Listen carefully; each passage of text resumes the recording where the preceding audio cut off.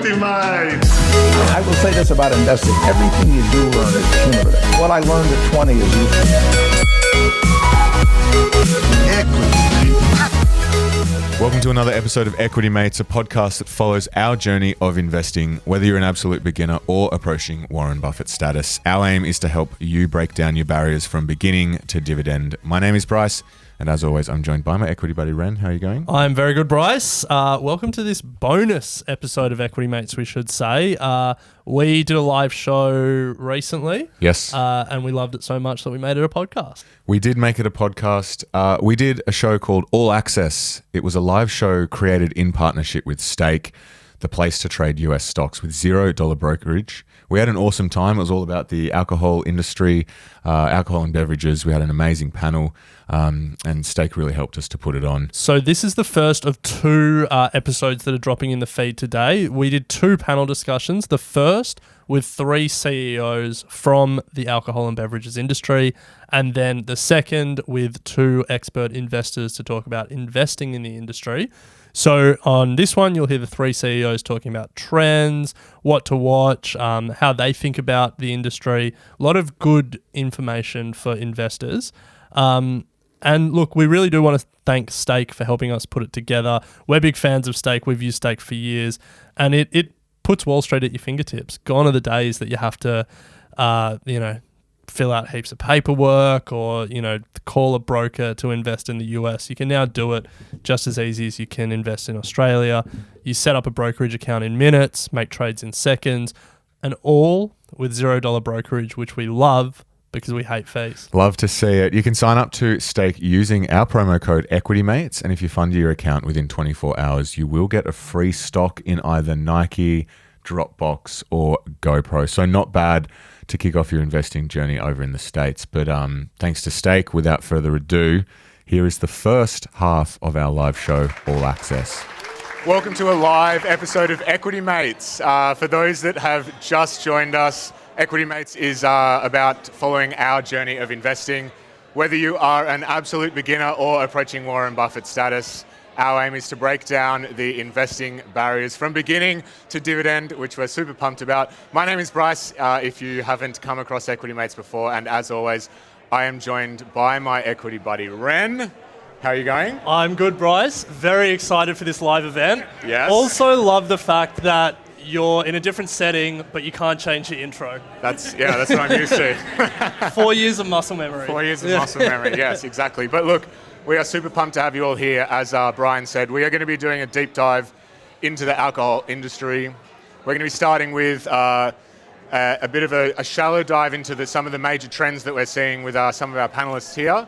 Then getting into some specific stock discussion with some of the big conglomerates and giving you some investment opportunities. So, Ren, let's get stuck into it. Let's get stuck in. So, as Bryce said, we want to start with setting the scene, understanding the industry. But Bryce, do you want to introduce our panel? Would love to. So, on my left, we have Dan Brady, who is the CEO of Red Cape Hotel Group. Red Cape own and operate 34 pubs across Australia. They are a listed company, so we're going to get some great insights from Dan as to the investment thesis behind Australian pubs in Australia. In Australia, obviously. We've got Andrew Willsmore, who is the CEO of the Alcohol Beverages Australia. They're one of the peak lobby groups for the beverages group, I guess, here in Australia. And we've got Irene Falcone, who is the CEO and founder of Sands Drinks, a superstore for non-alcoholic drinks. So she's the disruptor in the room, which is why we've seated her over here. And she's going to give us some insight into the non-alcoholic trends that we're seeing. So looking forward to it. So before we get into the questions, let's set the scene. The alcohol industry, $1.66 trillion globally in 2021. In Australia, just shy of $29 billion. So we're talking a massive industry. Biggest country in the world though, China, $292 billion a year in revenue.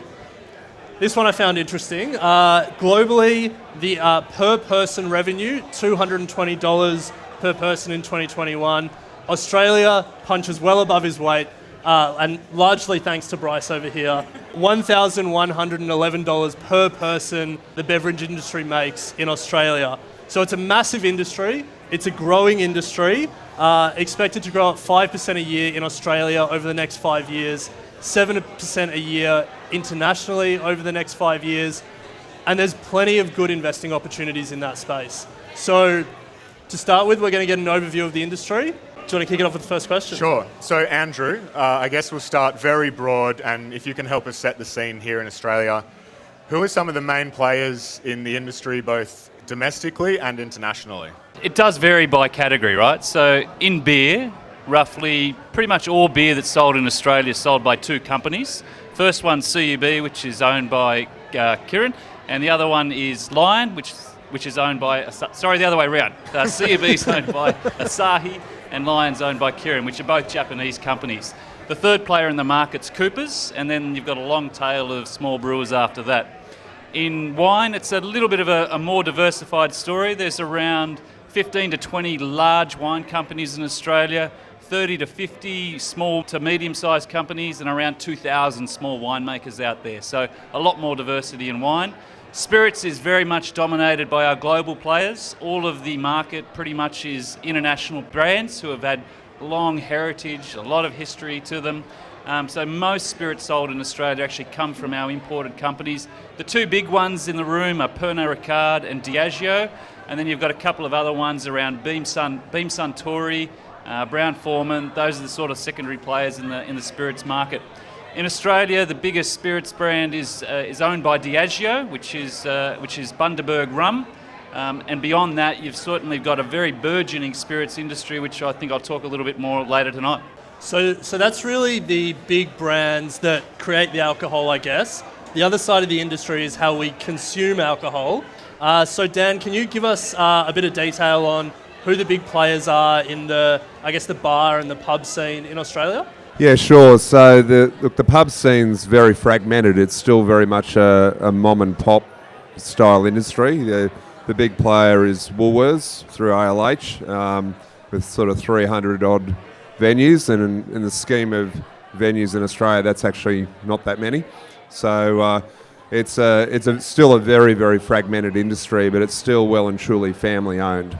I think one of the things that's happened in the industry over the last few years is it's become a very assets have become very valuable, and that's driven. Talk in context of New South Wales for a second, but very much pubs have become, very agile towards customer preferences and needs, whereas the traditional competitor in the form of clubs is much bigger and probably harder to move around. So pubs' popularity and certainly through something like COVID that just went through, really highlighted to community the fact that the pub is the hub of the community, and as pubs reopened, there really was a renaissance, an explosion of interest in and around hotels, and that's been terrific to have that come through, albeit that as an industry we've needed to be in lockstep with government with restrictions and being able to flex up and down depending on what the situation is. Well, there's no doubt that we are seeing a lot of new trends coming into the industry given COVID and also the rise of craft beer. So let's turn to what we're seeing globally. And Irene, I guess we'll start with you. Let's start with the rise of non-alcoholic drinks. What is the trend that we're kind of seeing at the moment, both domestically and internationally? Honestly, I thought everybody had stopped drinking. And then I walked in here and I thought, oh, no, people are still drinking. So I guess I live and breathe non-alc all the time. And so for me, it's just so normal. But in the last 6 months, and I've only been in business for 6 months, I have seen people comment in the first month, what's the point, all the time. And I have not had that comment, what's the point, for at least 3 months, which is kind of annoying because I put it on my box as, everyone thinks this is what's the point. And so I've got all these boxes now with this old sort of saying on it, but the attitude has just changed so much. I think it's something like 11 to 15% of Australians just don't drink alcohol. And the non-alc space overseas, particularly in the UK, and places like Sweden. I mean, I think in Sweden and some countries, you're not allowed to make an alcoholic wine without making a non-alcoholic equivalent. And so I think, what you see overseas always ends up in Australia. So I think we have to let you two talk about the rise of the non-alcoholic drinks movement. How do you think about it? How do you try and convince people to drink alcohol again if that's what you're trying to do? I want to stir some controversy up early, so let us know your thoughts. No, we're 100% in agreement. This is the customers wanting it, right? So the customers out there looking for this product. Largely it's to do with a health and well-being movement that's taking place across the world. So they're not just looking for no alcohol products, they're looking for healthier options, whether it's low in carbohydrates, which is really driving a lot of this seltzer trend. So seltzers have taken off in the United States. This summer we've introduced them into Australia. They've been very popular. For those who don't know what they are, it's basically an alcoholic soda water or an alcoholic mineral water. And they've just been going gangbusters this summer. So no alcohol as a category has doubled in size. Admittedly, it's at a small base, but it has doubled over this last summer. So there's absolutely an attraction to it. It did find its legs during COVID. A lot of people were a little bit concerned about their at-home consumption. So they did start to look into the no alcohol varieties, and particularly led by beer. The start of this was really a bit of a dipping a toe in the water by a lot of these companies. They created almost fake brands to see if this was really a thing or not. And then you're now seeing all of the big brands coming in on this. So you got your Carlton Zero, your Heineken Zeros. They are just going gangbusters in the market. So, and it's expanding into other categories too. There's no alcohol spirits, there's no alcohol wines. Just recently I had a mate send me a photo that he took at his local service station, and it was an ad for a beer and a pie. And I'm going, hang on, you can't sell beer at service stations? And I looked a bit more closely, it was a Heineken Zero and a pie for a special deal. So you're starting to see it a lot more out there. It is becoming a lot more acceptable as part of Australia's changing drinking culture. What about you, Dan? Do you pour any non-alcoholic beers at your pubs, or do you plan to in the future? Well, our pubs are all about listening to customers. It's a listening exercise, and customers want no alcohol options. And it's a part of the modern hospitality experience. So I know you're trying to stir up controversy. It's not happening. Yeah. Because it's actually a really important part of the product mix. One of our pubs, which is the Beach Hotel Byron, I mean, the amount of non-alcoholic beer, wine, other products going through over the bar is just escalating all the time. That's a venue that's a good sort of talisman, a leader in trend. And I mean, we've got a brewery out at Rouse Hill, and we're brewing non-alcoholic beer out there for our venues. Across our Red Cape venues, we've got about 12% of our tap beer is our own beer, and part of that suite is the non-alcoholics as well. So we both used to work in retail, Coles and Woolworths, and there was rumours circulating that beer was dead. Is that true?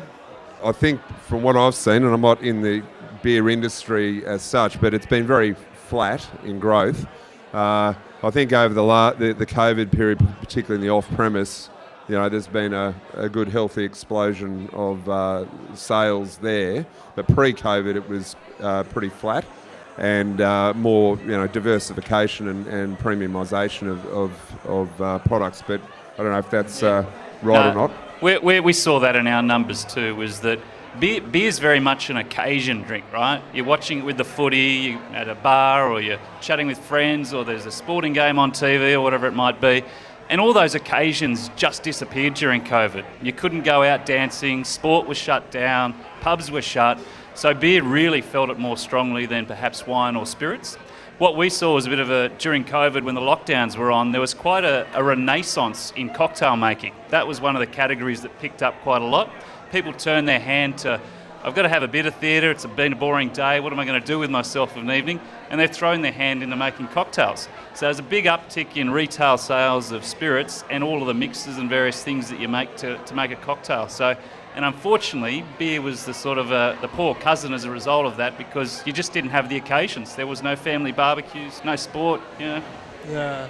So let's stick on the spirits trend for a bit. It feels like over the last 5 years, we've had some particular spirits have a real moment. gin a couple of years ago, tequila now. Is that just me watching Bryce drink a lot of it, or is that a trend that's playing out across Australia? It's probably a bit of both. No, gin. I was talking to a few retailers today. They're looking at their next, what gets listed and what doesn't, and they're actually making more space for gin. Which I thought, when you walk into most liquor stores today, it's a pretty full gin aisle that you've got there. And I guess it explains some of the great things that Australian distillers are doing with gin. We are wowing the world with what we're putting into our gins because they're taking a leaf out of wine and they're talking about terroir, which is a sense of place. So you've got all these wonderful botanicals that are native to where they are. So the Manly Spirits Company, it's got seaweed in its ones.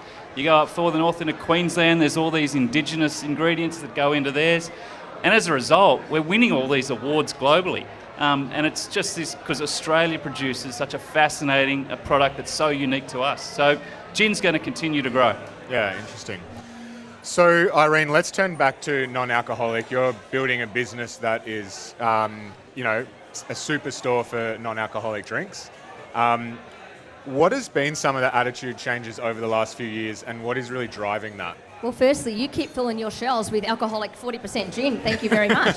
That's good, and I'll keep filling my shelves with a non-alcoholic version.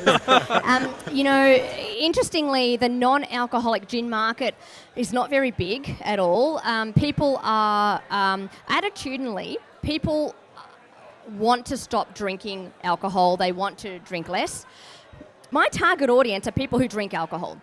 So as soon as I explain to them, you can have a beer or a wine or a champagne that tastes, smells, feels, looks, everything just like the real thing, but you don't feel like crap afterwards, who wouldn't? Who wouldn't? And so with wine and beer, they taste the same, particularly sparkling. Okay, some of the reds are hard, I know, but in general.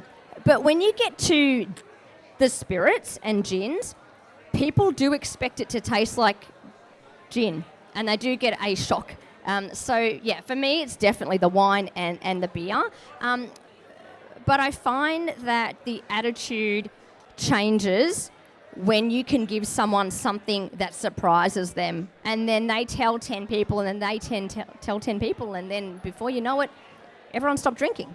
And then I guess if we think about it from an investment standpoint and other businesses and players in the industry wanting to capitalize on this trend, you're obviously starting your own store, but are there any other main players in the industry starting to bring out their own sort of products? Like, is Treasury Wine getting involved in non-alcoholic drinks? Yeah, they are. They all are.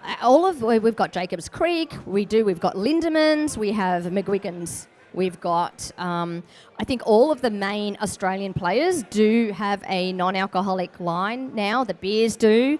But from an investment perspective, the growth that I see is craft beer. I mean, things like Heaps Normal. Like, I'm selling 1 to 2 pallets of Heaps Normal every week. And I'm literally on the road chasing down the truck for my delivery.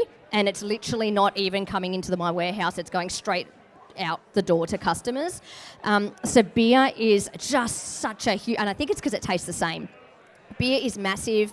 Beyond beer, I think sparkling wines, rosés, all those wines that you can take the alcohol out and still get the same flavours are huge. So investments into those areas, absolutely, yeah. Equity Mates, we're going to interrupt the live show recording just to, again, give a shout out to Stake, who give you the opportunity to place trades with $0 brokerage over in the US. Yeah, you can trade over 4,000 US stocks, all with $0 brokerage. Not bad. Not bad, and you'll hear in the second half of this show that there are plenty of opportunities to invest in some of the big alcohol conglomerates listed in the US. So sign up with Stake. You can get a brokerage account going in minutes and make trades in seconds, all with $0 brokerage. You can use our promo code EquityMates, and if you fund your account within 24 hours, you will get a free stock in either Nike, Dropbox, or GoPro. You can't complain with that. Can't complain. Also can't complain about hearing 3 CEOs share their insights on the industry. So let's get back into it. So here's a stat that surprised me. Globally, last year, alcohol consumption was down 8%. I figured given COVID, everyone being locked inside, people would have wanted to drink more. Is that number attributable to the move to non-alcoholic movement or to non-alcoholic beverages? I think it's 100% attributed to the fact I launched last year, and I told everybody that they didn't need to drink alcohol at a time when they were sick of drinking alcohol because they'd put their alcohol in their mugs and they'd done their Zoom calls for 6 months or so, and they were just ready. They were feeling bloated. They weren't feeling great, and I came into the market and convinced everybody, 8% of them.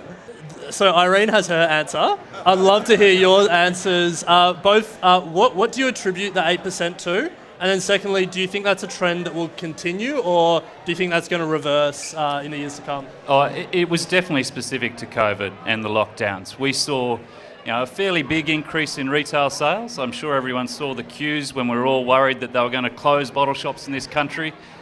Fortunately, they stayed open. And as a result, we did have quite significant sales through our retail channels, but it didn't make up for what was lost through the closure of our pubs, clubs, restaurants and bars. So overall, we're slightly down in sales across each category in Australia as a result, and that's mirrored pretty much around the world.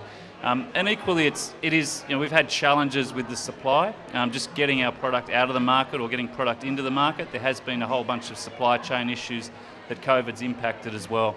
But overall, Australians during COVID were drinking less. I mean, the perception's different, right? We all saw those massive queues. We've all had those Zoom calls where you might have shared a drink or two with your friends, but overall, you just lost the occasions. And even though you have this perception you're drinking a little bit more at home, it hasn't made up for what you've lost from going out to venues like this or catching up with friends or the other occasions that otherwise existed there. So overall, we're drinking less, but we think, and all the indications is the rebounds happen when the venues have opened again. People have started coming out. They are still a little scared, so we haven't got the same numbers of people going out as we used to. But I think people are getting a level of comfort, especially as the vaccine rolls out here in Australia. Obviously a different story around the world, but definitely in Australia we're looking in a much brighter place. Well, that is good news for you, Dan, as you own 36 pubs. As I said at the start, Red Cape is a listed company. A lot of us have probably had dreams of owning your own pub. Good news is you can do it through RDC, that's the ticker. I guess the question, though, broadly is what is the investment thesis for a pub? If you look at what goes into running it, and you can understand that it's potentially quite a cyclical business. Like, what is it that you look for in pubs, and what is the investment case? I think with RDC, first and foremost, it's an income stock. So we push out a quarterly distribution, and we did turn the distribution off right at the start of the shutdowns and COVID, but then we got it open in July. So we've had the distribution back on. For RDC, we're pushing out on today's share price just a bit 7.5% cash yield per annum, distributed quarterly, and that sort of is, if you go into the market and buy an A-class quality hotel, it can be anywhere sort of at the 6% return mark up to sort of like the 8% return mark at the moment, and that's if you've got the 50 million or the $80 million to buy the pub, and that's sort of the price of a pub these days. Our thesis is very much about adding value, so we'll go into communities, and so it's very much driven by community sentiment in that area, and is it a positively skewed community? Can we enhance that local community? And that's our vision within Red Cape, is to enhance local communities. And we go into these different communities. We'll apply growth capital to the hotels. We'll enhance facilities. What we principally do, though, is connect with customers. And we talk about our lead indicators in our business being staff satisfaction. How satisfied are our staff? That's our value chain, which then spins on to our customer NPS number. And those two lead indicators really for us equal financial outcome. So it's very much focused on the heuristics and the values of the company, and that's how we drive value. Also, what we are able to do with that is take the volatility out of operating these hotels over dispersed geographies. And so are you buying the properties as well? If we're to be investing in RDC, are we getting access to not only the income stream that you're producing, but access to your property portfolio? Yeah, that's in contrast to a lot of other pub groups that will lease the space and someone else owns the property. Our business is set up around owning everything, owning the property and the business. And that's principally around making sure that we can respond to customer preferences, we can respond to regulatory change, and really, if we need to make those changes quickly, we can be very agile around it because we don't have to seek permission from anyone. It also goes well to when we've added value to hotels, and we're always optimising our capital stack, and that is to say that if we've fully realised the benefit and the value that we've created at a pub, then we were happy to move it on and happy to sell it and then redeploy that capital into another pub. So, Dan, if we stick on you for one more question, we've got a room full of investors here. They want to know what the emerging trends are. Gin's had a moment, Tequila's having a moment. They want to know what the next moment is so they can get ahead of that as investors. Boots on the ground in your pubs, what are some of the trends that you're seeing that we as investors should know about? Well, I think, again, one of the pubs that we have is the Beach Hotel Byron, and that's one that really does lead. So we see a lot of the trend coming through there. The seltzers over summer were just through the roof, and fortunately we brew our own seltzer as well, so we're able to take advantage of that. But it's a huge a category that just went gangbusters. I think what will be interesting over the coming year or so will be, outside of non-alcoholic, by the way, that's going very well, is hemp beer. Yeah. Okay. For people who are having that surprise reaction that Bryce and I had as well, can you explain what the trend is there? I think a lot of craft brewers at the moment are going and doing their experimentation with it at the moment. They're test and learns. And to that end, we're seeing some interesting products come out. Yeah, right. And I think the experiences are that they'll translate into products and shelves on stores. So. There you go. That's the hot tip from the insider. Invest in hemp-infused beers. Alrighty, well, to close out this session, we love a bold prediction at Equity Mates. We throw them out every year. So we would like to get a bold prediction from each of you as to where you see the alcohol industry being in the next 5 years, or perhaps just a bold prediction for the industry from your point of view. So Irene, if we start with you, what's your big, bad, bold prediction? Oh, you know what I'm going to say, don't you? I'm taking 50% of your sales. Nice. By when? By the end of next year. Wow. Yeah. My business is on track to do $10 million by the financial year next year. That's a big growth for 6 months. It is big, and I'm out here to disrupt you, and I won't take all your business, just 50%. All right, well, we'll note that down, 50% of your sales to Irene. Dan? Yeah, look, one of our, as I said before, our vision with Redcape is to enhance local communities, and we've been able to put in play a tech stack in our business through our digital customers that mean that every transaction in one of our pubs has community pledge dollars going to a community allocated charity.